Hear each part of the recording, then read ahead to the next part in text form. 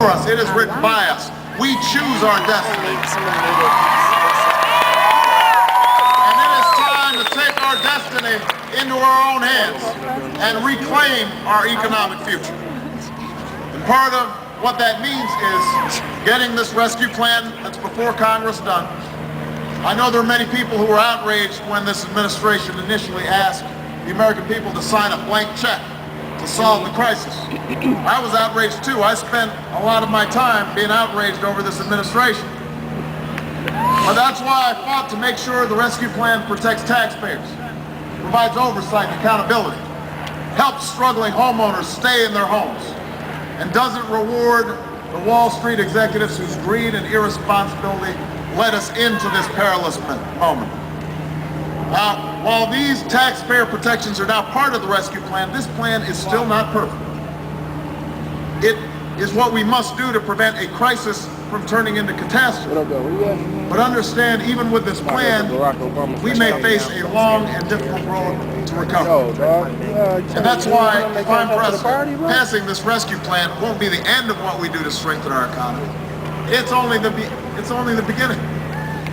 It'll be the beginning of a long-term rescue plan for our middle class. A long-term plan to make sure that our young people are achieving their middle class dreams.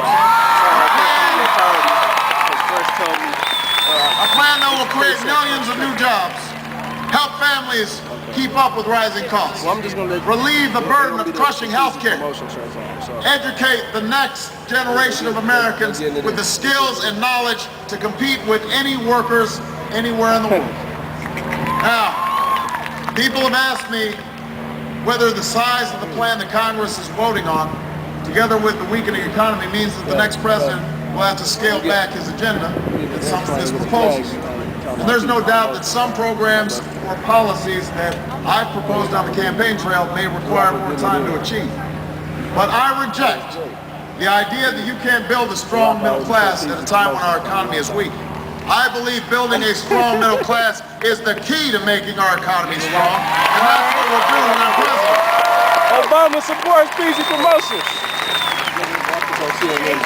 So let me be specific, because you don't need a bunch of empty promises. Let me be clear about what we need to do. To create new jobs, we'll not only invest in rebuilding our crumbling roads and bridges, our outdated electricity grid, laying broadband lines in rural communities. We're also going to strengthen the auto industry that built the middle class in this country. A number of auto companies are showing real leadership. They're starting to build the fuel-efficient cars of the future, and I applaud them for it. But I refuse to accept that Washington has to stand idly by while foreign automakers outpace us. Nobody's been working harder than Governor Granholm and Senator Stabenow, and we've got a package to get loan guarantees so that the automakers can start retooling.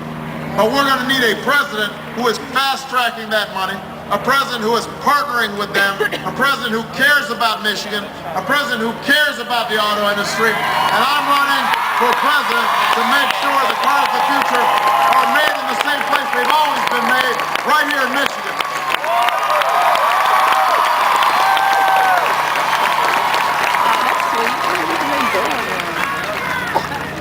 I won't be a president who waits 6 years to meet with the auto industry. I'll be a president who finally keeps the promise that's made year after year by ensuring that funding goes to the automakers to retool their factories, to make fuel-efficient alternative fuels.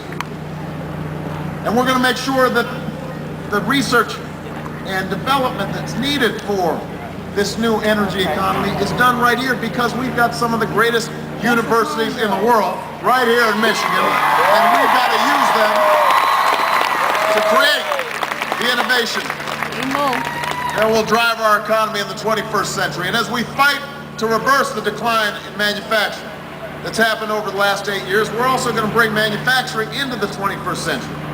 We will build an American green energy sector, a new energy economy.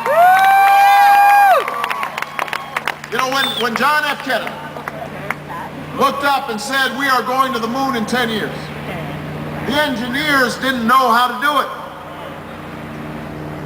They didn't understand what could get us there, but what they knew was that when America puts its mind to something, We cannot be stopped.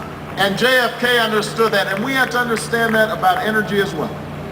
I have said that we are going to end our dependence on foreign oil in 10 years' time.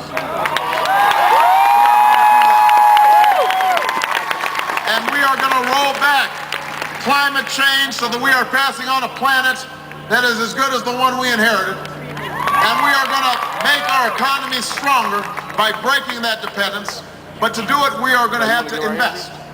And that's why I've said we will invest $15 billion a year over the next decade in affordable, renewable sources of energy, in wind power and solar power, the next generation of biofuels, an investment that will lead to new industries and 5 million new jobs that pay well and can't ever be outsourced.